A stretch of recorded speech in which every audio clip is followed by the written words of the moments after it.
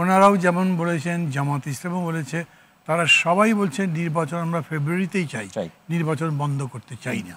কিন্তু ওটা হয় কীরকম, আমি চাই কিন্তু তার আগে এই কাজ করতে হবে, হয়তো সেই কাজগুলো এই সময়ের মধ্যে করা সম্ভব নয়, তাহলে আপনি চান কিভাবে? প্রশ্নটা এরকম করে আপনি করতে পারেন।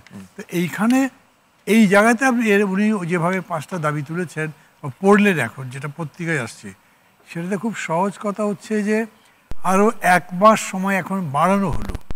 এই সময় বাড়াবার দাবি তো ওনারাও করেছেন, যে 5টা দল আন্দোলন একসাথে করতে চায় তারাও করেছে। তাদেরকে বললো আলাপ আলোচনা চালিয়ে যান, সময় বাড়িয়ে দেন, সময় বাড়িয়ে নিয়ে আলাপ আলোচনা চালানো হবে, তার প্রক্রিয়া বলা হলো। তার মধ্যে বিক্ষোভটা কেন? এটার তো আনসার মাঠে কেন যাওয়া লাগলো, রাস্তায় কেন যাওয়া লাগলো সেই এবং যখনই আপনি মাঠে যাবেন না, মাঠের বক্তৃতার আলোচনার মধ্যে অনেক পার্থক্য থাকে। আপনি যখন আলোচনা করেন তখন তার মধ্যে লজিক থাকে, রিজন থাকে, সহ্য শক্তি থাকে, আরেকজনকে বোঝার চেষ্টা থাকে কিংবা তাকে বোঝানোর চেষ্টা থাকে।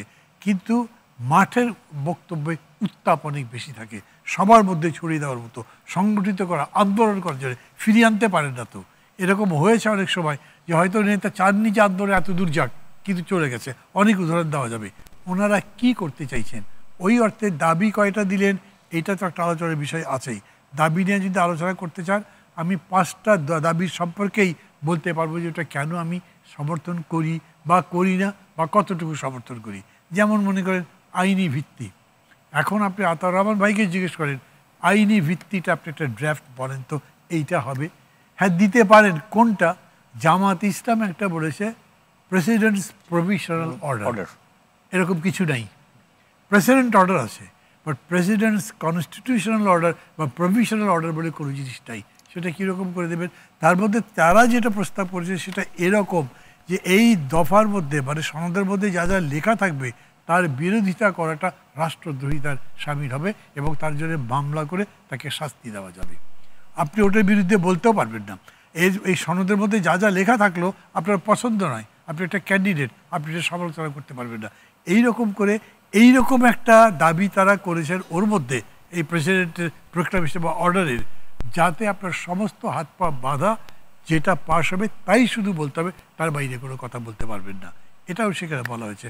আর একটা কথা যে আমি বললাম, এই বিতর্কের মধ্যে আপনি এতদূর গেছেন যে এখন এই গভর্নমেন্টের এক্সিস্টেন্স, তার বৈধতা নিয়ে প্রশ্ন করছেন, সেটার জবাব কে দেবে পরে?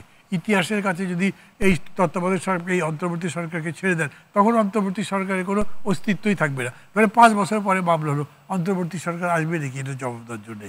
তো এইরকম একটা জায়গায় তারা নিয়ে গেছেন, বুঝে কিংবা না বুঝে। হয়তো আমি মানতে চাই যে তারা আন্তরিক, তারা দেশকে ভালোবাসেন, তারা নির্বাচন করতে চান, কিন্তু এটার জন্য যেটা প্রেশারটা দিচ্ছেন, সেই প্রেশার আমাকে পুরো দেশকে এত দূর নিয়ে যেতে পারে যে সেখান থেকে আপনি ফিরে আসতে পারবেন না।